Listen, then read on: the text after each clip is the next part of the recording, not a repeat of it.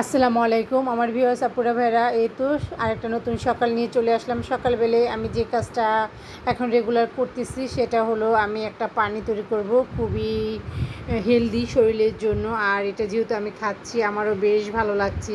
আর এটা আমি যেহেতু আগের ভিডিওতে শেয়ার করেছিলাম, তো অনেক কমেন্ট এসেছে আমার কাছে, তো কমেন্টগুলো পড়তে আমার বেশ ভালো লাগছে। তো ভাবলাম যে আজকে আপনাদের সাথে শেয়ার করি। তো আমি লেবু, শসা আর পুদিনা পাতা কেটে নিয়েছি, আর এখানে ফ্রেশ এক কাচের ঝক পানি নিয়ে নিচ্ছি, এটা সারা দিনের জন্য।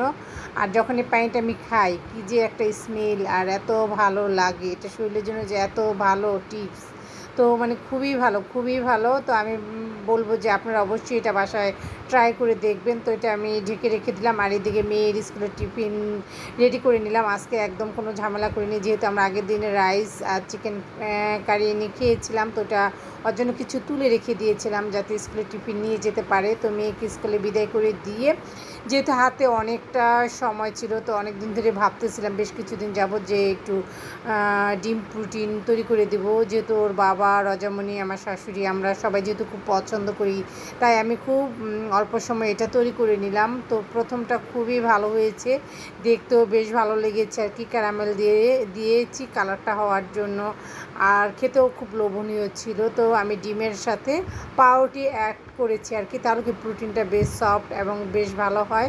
আর দ্বিতীয়টা আমার একদমই একটু অন্যরকম হয়ে গিয়েছে, আমার মনটাই খারাপ হয়ে গিয়েছে দেখতে। তারপরেও ভাবলাম যে নষ্ট তো হয়নি, খাওয়া যাবে। আমি ঠিকমতো এটা উঠাতে পারিনি আর কি, ভেঙে গিয়েছে। আর দুপুরে রান্না বাড়ার আয়োজন হচ্ছে, আজকে ইলিশ মাছ রান্না হবে আর কি। তো আমি একটা ইলিশ মাছ নামিয়ে পরিষ্কার করে নিয়েছি, এখন এটা ভালো করে ফ্রেশ করে ধুয়ে কেটে নেব। তো ইলিশ মাছ তো আমার বেশ পছন্দ, আমার সাথে সাথে বাসার ফ্যামিলি মেম্বারদেরও খুবই পছন্দ।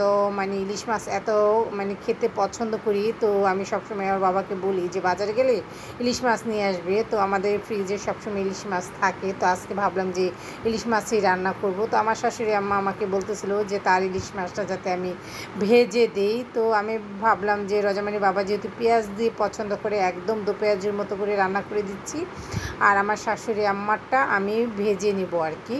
তো আমার ইলিশ মাছটা আর সাথে দুটো ছোটো ছোটো ইলিশ মাছ আমি এটা ভেজে নিলাম, কারণ দেখা যায় কি যে ছোটো ইলিশ মাছ একটু কাটা থাকে বেশি ছোটো পিসগুলোর মধ্যে, আর লেজটা আমি আলাদা করে রেখে দিলাম। এটা পরবর্তীতে আরও বেশ কিছু ইলিশ মাছের লেজ আছে, আমি একসাথে এগুলো ভর্তা করে নেব আর কি, ইলিশ মাছের ভর্তা। তো রান্না যেহেতু আমার অনেকটা হয়ে গিয়েছে, আর এখন কহি ভাজি করব।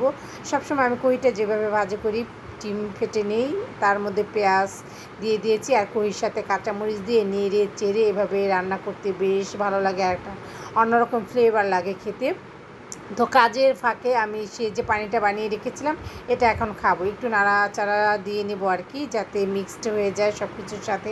আর পানিটা খাওয়ার পরে একটা স্বস্তি লাগে, মানে নিঃশ্বাসটা দারুণ লাগে, শরীরের ভিতরে অনেক কাজ করে, এটা শরীরের জন্য খুবই হেলদি, আমি মোবাইলেও দেখেছি। তো এখন পানিটা আমি খেয়ে নেব, আমার খুব ভালো লাগে পানিটা খেতে যখন থেকে শুরু করেছি।